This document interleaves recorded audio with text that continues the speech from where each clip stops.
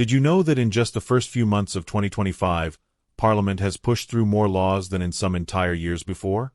From your social media habits to the way you pay your bills, even how you protest on the streets, nothing seems untouched. Some of these new rules might feel small at first, but others could change everyday life in ways most people aren't ready for. And wait until you hear about number 7, a law so controversial it's already sparking heated debates across the UK. Stay with me because by the end of this video, you might start looking at 2025 as the year Britain quietly rewrote the rules of daily life. Number 1. Online Safety Law. The new Online Safety Law has become one of the most talked about changes in 2025, and for good reason. At first glance, it looks like a law designed to protect people from harmful content online, things like scams, bullying, and dangerous misinformation. But as the details rolled out, critics quickly pointed out just how much control it gives authorities over what you can and cannot say on platforms like Facebook, Twitter, TikTok, and even private group chats. Social media companies are now legally required to remove content flagged as harmful, but the definition of harmful is surprisingly broad. It doesn't just cover obvious crimes. It can extend to posts that are considered misleading, offensive, or against public interest. For users, that means something you thought was just an opinion could end up deleted within hours, and repeat violations may even result in fines or account bans. Privacy advocates warn this could mark the biggest restriction on free speech in modern British history, while supporters argue it's necessary to keep digital spaces safe. London has already seen protests from groups claiming the law is an attack on democracy, while parents in Manchester and Birmingham welcome it as a shield for their children online. Beyond speech, the law also forces platforms to share more data with regulators, raising questions about how secure private conversations really are. It's a classic double-edged sword, protection on one hand, surveillance and censorship on the other. Whether this makes Britain safer or simply less free is a question still dividing the nation. But one thing is certain, anyone using social media in 2025 will feel the weight of this law in their daily scrolling. Number 2. Housing Reform Bill. The Housing Reform Bill of 2025 is being hailed as one of the most sweeping changes to the rental market in decades, and it's already shaking up how both landlords and tenants operate. The government introduced it to tackle the mounting crisis of unaffordable housing, especially in major cities like London, Leeds, and Bristol, where rent prices have been climbing at record-breaking speeds. A key part of the bill is the introduction of rent caps, designed to stop landlords from raising prices far above inflation. For families struggling to keep up with rising costs, this comes as a welcome relief. But for many landlords, it feels like a direct hit to their income and flexibility. Another major change is the tightening of eviction rules. Tenants can no longer be forced out without proper cause, closing the door on so-called no-fault evictions. This provides renters with more security, especially in cities where moving costs and deposits have become unbearable. Yet critics warn that these stricter measures might discourage landlords from investing in rental properties at all, leading to a shortage of available homes over time. The bill also requires landlords to meet higher standards for property maintenance, meaning damp walls, faulty heating, and unsafe wiring could no longer be ignored without legal consequences. In Bristol, tenant groups are celebrating these reforms as a long-overdue victory, while property owners argue that the government is pushing too much responsibility onto them. The clash between affordability for renters and profitability for landlords is now front and center. With thousands of people waiting for affordable homes across the UK, the Housing Reform Bill is more than just new rules. It's a direct attempt to reshape the future of renting, one lease agreement at a time. Number 3. Digital Tax Expansion. The digital tax expansion has quietly become one of the most noticeable changes for everyday households in 2025 because it directly affects something millions of us use daily: streaming and online services. Netflix, Spotify, Amazon Prime, Disney+, even productivity apps like Zoom and meditation platforms have all been pulled deeper into the tax net. What was once a simple monthly subscription now comes with added costs, as the government pushes companies to pay higher levies on digital operations. Unsurprisingly, most of those companies are passing the burden straight onto their customers. Families in Birmingham and Manchester are already reporting increases of £3 to £5 per subscription, which may not sound like much, but when you add up multiple services in one household, the bills stack up fast. For middle-aged viewers trying to manage rising food and energy prices, these extra charges feel like yet another squeeze on their already stretched budgets. The official explanation behind the law is fairness. If traditional businesses pay taxes on UK soil, then multinational tech giants should too. But critics argue it's ordinary people who end up carrying the real cost. In some households, parents are now reconsidering whether they need Netflix and Disney Plus at the same time, while younger users are downgrading Spotify from premium to free. The ripple effect doesn't just hit entertainment. Digital tools used for work-from-home arrangements, language learning, and even online fitness classes are also taxed more heavily. This means that what was once considered an affordable way to improve productivity or family lifestyle is now becoming a luxury for many. In cities like London, where subscription culture is part of daily living, the digital tax expansion is forcing people to make tough choices about what they keep and what they cut. Number 4. Green energy mandates. The green energy mandates rolled out in 2025 are among the most ambitious environmental policies the UK has ever seen, and they're hitting major cities like London and Manchester the hardest. The law sets strict new carbon reduction targets, with local councils under pressure to enforce cleaner energy use across households, transport, and businesses.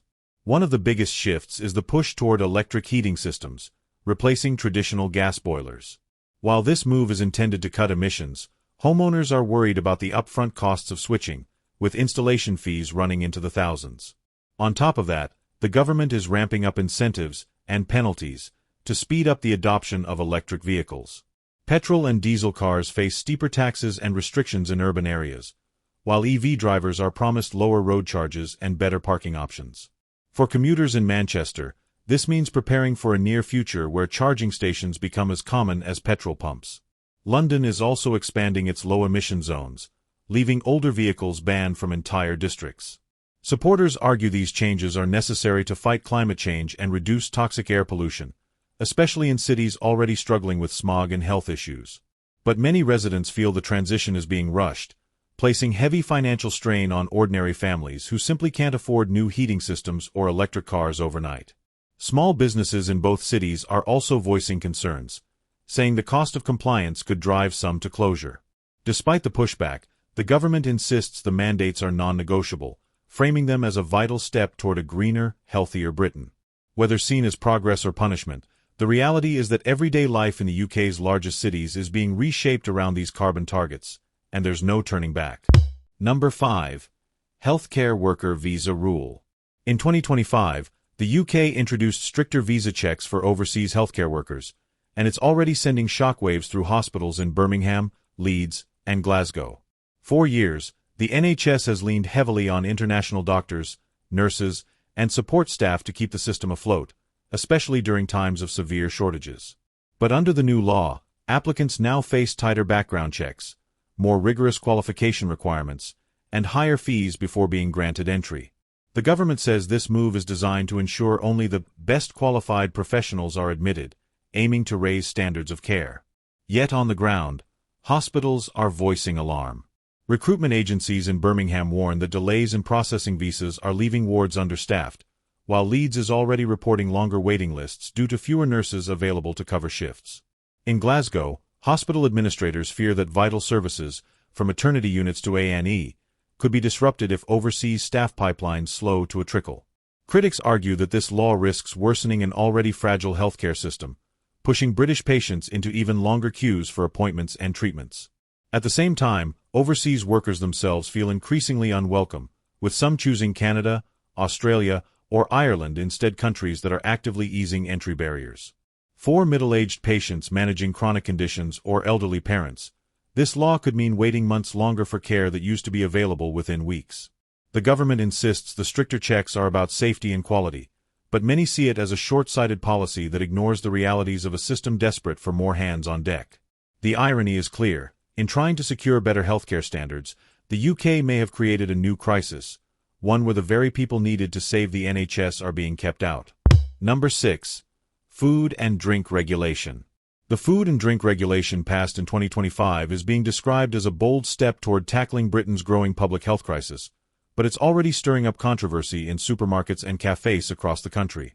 The law introduces a nationwide ban on certain chemical additives long criticized by health experts for links to obesity, heart problems, and hyperactivity in children.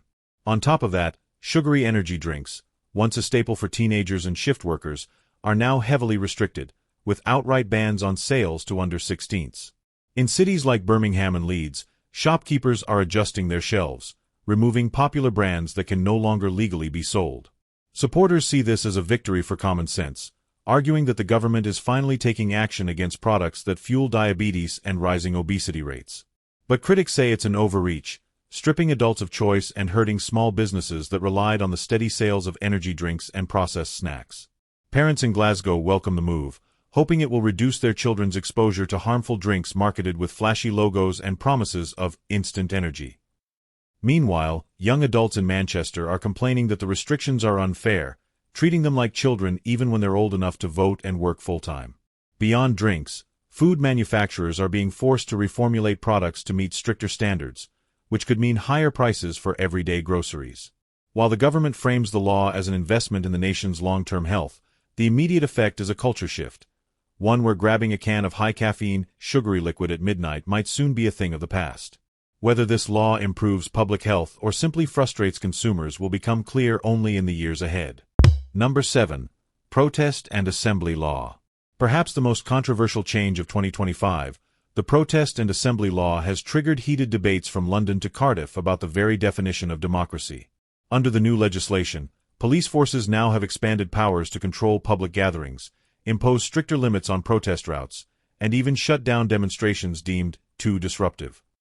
Supporters of the law argue it's necessary to maintain order, especially after years of climate protests, transport blockades, and strikes that brought parts of London to a standstill. But critics see it as a dangerous erosion of civil liberties, warning that ordinary citizens may soon find their right to voice dissent sharply reduced.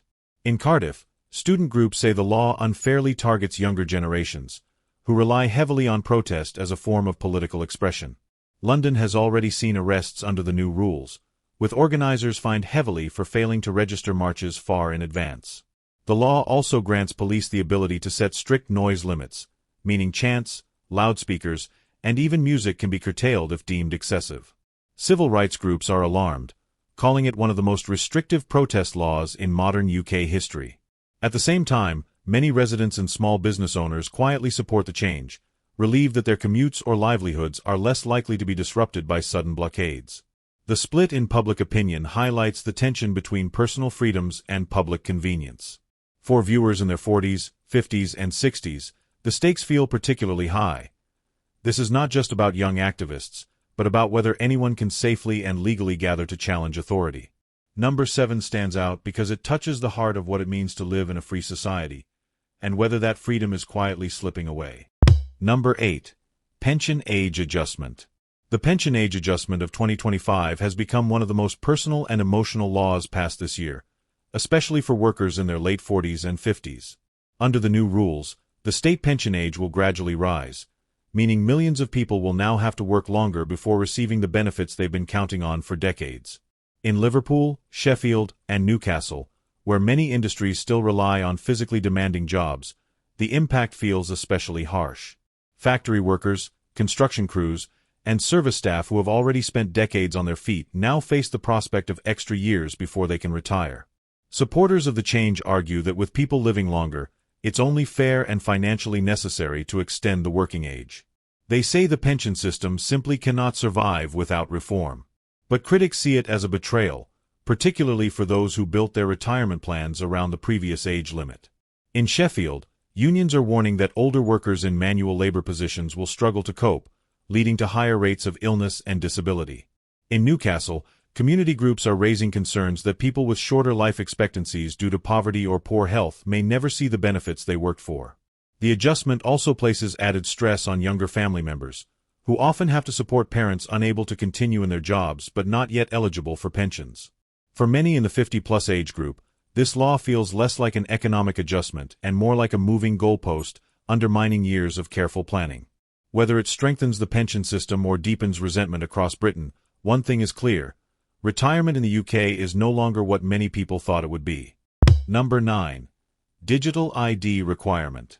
The new digital ID requirement introduced in 2025 is transforming how people access essential services, but it's also sparking intense debate about privacy and security. Under this law, every UK resident must register for a government-issued digital ID to use key services such as online banking, healthcare appointments, and even certain types of domestic and international travel. The idea is to streamline systems, reduce fraud, and create a more efficient way of verifying identity in the digital age. But for many citizens, especially older generations, the change feels intrusive and unsettling. In cities like London and Manchester, banks are already requiring digital ID verification for basic transactions, while hospitals in Birmingham are asking patients to link their ID before booking appointments. Supporters argue that this is a necessary step toward modernization, aligning the UK with countries like Estonia and Singapore, where digital ID systems have been in place for years. Yet critics warn that the risks are enormous, from potential hacking of personal data to the government having unprecedented control over everyday activities. Privacy advocates highlight that a centralized ID could open the door to constant monitoring, making it harder for citizens to keep their personal lives separate from state oversight. Technical glitches have also caused chaos. Reports from Newcastle and Leeds describe people being locked out of online accounts for days due to system errors. For frequent travelers, the ID is now essential for smooth check-ins, but opponents fear this is only the beginning of a future where access to basic freedoms depends on digital approval. While the government insists the ID will make life easier and safer, many ordinary Britons remain deeply suspicious, asking themselves whether convenience is worth trading away so much personal privacy. Number 10. Immigration Quota Shift. The Immigration Quota Shift of 2025 is one of the most hotly debated laws of the year, reshaping the way Britain manages its workforce and economy. The government has introduced new limits on work visas, significantly reducing the number of overseas workers allowed into the country. While framed as a move to prioritize local employment and ease public concerns about population growth, the impact on industries in Manchester, Edinburgh, and Bristol is already becoming clear. In Manchester, construction firms are reporting shortages of skilled laborers, slowing down vital housing and infrastructure projects. Edinburgh, with its strong hospitality and tourism sector, is struggling to find enough seasonal staff, raising fears that businesses will have to cut hours or even close their doors. In Bristol, the healthcare and tech industries, both heavily reliant on international expertise, are warning of long-term setbacks as they lose access to much-needed talent. Supporters of the law argue it will force companies to invest in British workers, training local people instead of relying on cheaper foreign labor. But critics see it as an unrealistic approach, pointing out that certain jobs simply don't attract enough domestic applicants, no matter the training schemes. The ripple effect is also being felt by universities, where fewer international graduates are able to stay and contribute to the UK economy after their studies. Employers warn that this policy could slow innovation and productivity, while families of migrant workers fear being split apart under tighter rules. For ordinary citizens, the law means more than just statistics. It could translate into longer waits for healthcare, fewer housing developments, and higher prices at restaurants and shops. The immigration quota shift may satisfy political demands, but on the ground, it's reshaping the daily life and economic stability of Britain's major cities. So there you have it, 10 brand new laws shaping the UK in 2025, some practical and some deeply controversial. But tell me, which one made your jaw drop? Was it number 7 or another that hit closer to home? Drop your thoughts below, and while you're here, check out my previous video on the UK economy and cost of living for even more eye-opening insights. We put a lot of effort into bringing you these updates, so please support us. Hit that subscribe button, it's just one simple click.